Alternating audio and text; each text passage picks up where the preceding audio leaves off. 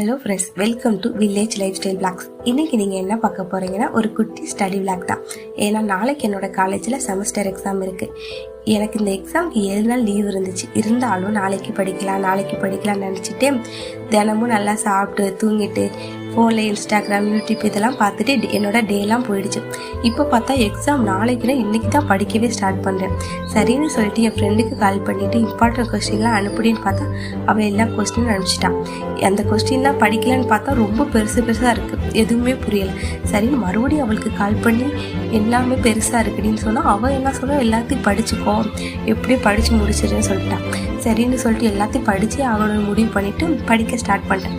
யாரெல்லாம் என்ன மாதிரி எக்ஸாமுக்கு முதல்ல படிக்க ஸ்டார்ட் பண்ணி ஃப்ரெண்ட்ஸுக்கு கால் பண்ணி புலம்பிருக்கீங்க அவங்கெல்லாம் கமெண்ட்ஸில் சொல்லிட்டு போங்க.